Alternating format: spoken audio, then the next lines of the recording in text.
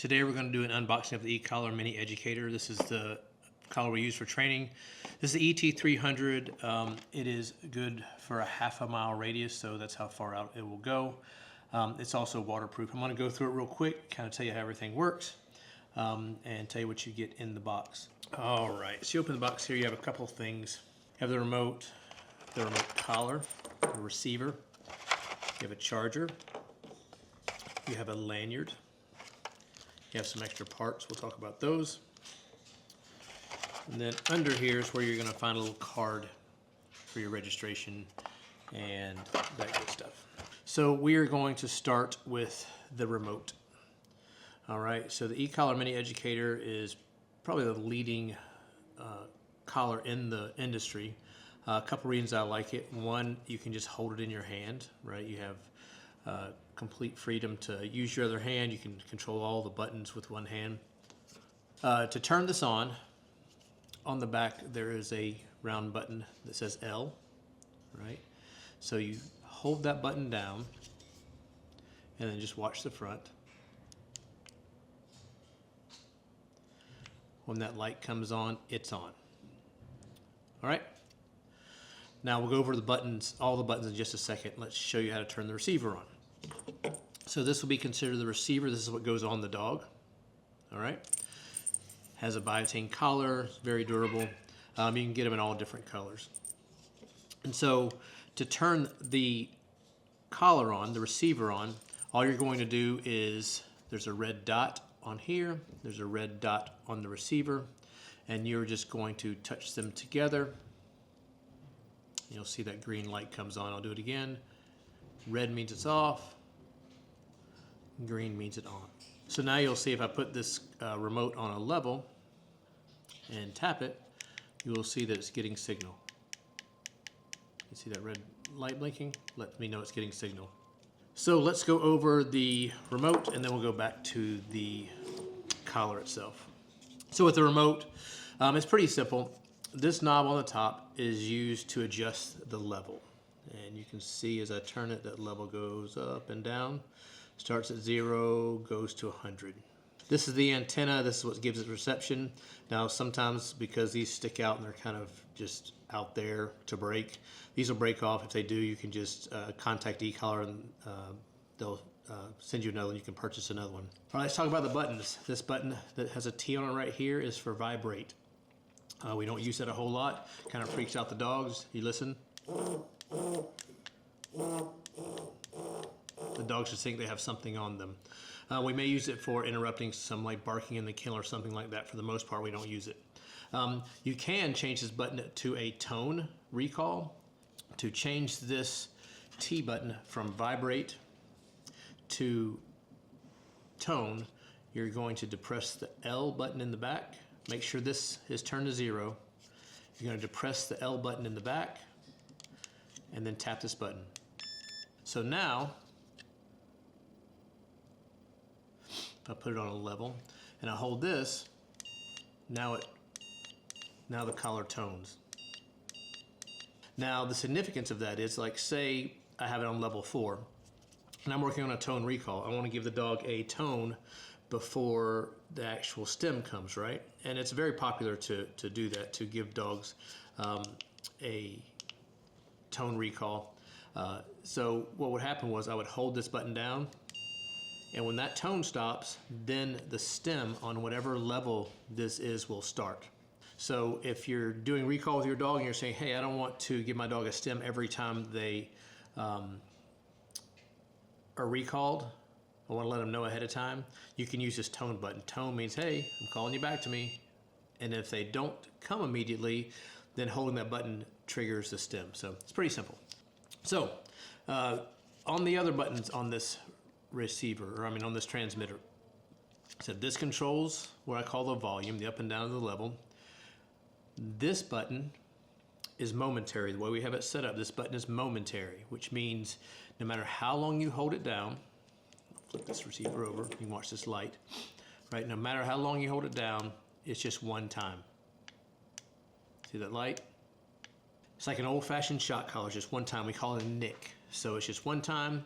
A technique you can use is tapping, right? If you want to give multiple stems. The red button, that is continuous. That works like a TENS unit. If you've ever had a TENS unit in physical therapy, it sends a continuous signal to the collar, which stimulates the muscle, and you'll actually see the dog's neck and skin kind of do this, right?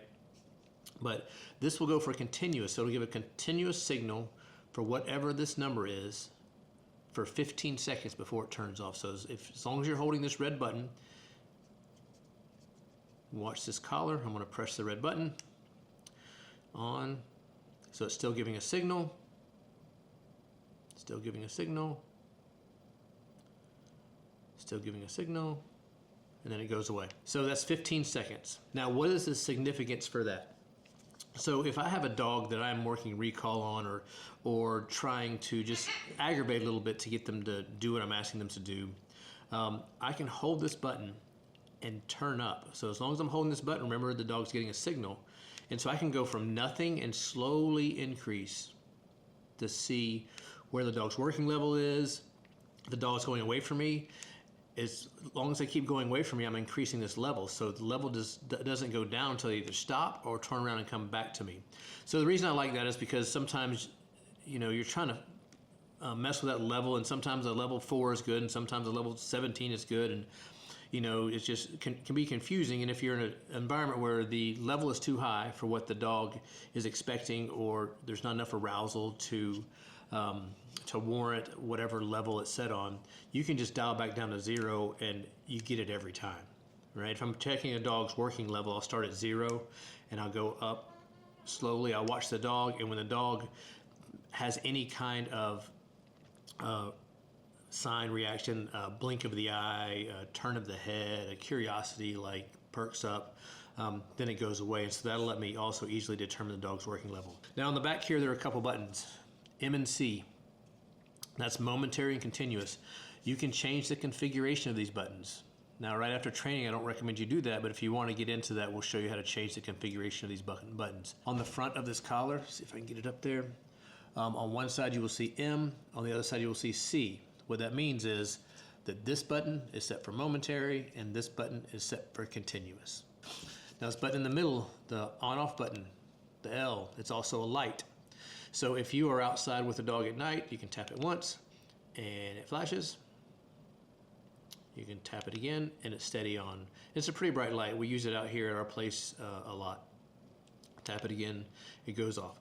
This is your charging port, right? And so at night you will plug this into charge. There's a charging port on the collar receiver, and there's a charging port on the transmitter. This is the charger that comes with it. It has 2 ports, so you can charge them both at the same time. Make sure when you have this outside that this is shut. These are waterproof, but if water's going to get in, it's going to be right there. Right? Has a lanyard. You can hook onto this little thing right here. Just put it around your neck. So that is the remote. Now, if there's anything that I want to tell you about that's going to possibly cause you a problem, the thing we see the most. So if you look right at the top there, you will see a 1 dog flashing, a 1D. You guys see that? All right. Now if I depress this button, that 1D will stop. What that does, it locks this in. Nothing will happen. So when we get calls about these not working, that's usually the case. Someone has pressed this or had it in their pocket and it got depressed, and it took that 1D off flashing. And so if you just hold it down again, you just want that 1D flashing, and that will allow you to change your levels. Now in the accessory bag, here's a couple things. I'm not going to take it all out. There's a little tester you can put on here to make sure that it's working. There's a little tool to change out the points. If you're going to have a dog that has long hair, you want longer points. We also have wings. We'll show you those. This little tool kit comes with it. Really quickly, I want to show you how to change out these contact points. This is a little tool I was talking about. It's nothing really complicated. It's just a little tool. And so what you're going to do is use this tool. Turn these little contact points, and they just unscrew. And then you're going to screw the longer ones on. And you do this for, you know, long-haired dogs. We have another product that are called wings, comfort wings, if these aren't long enough. And so there you just changed out the contact points.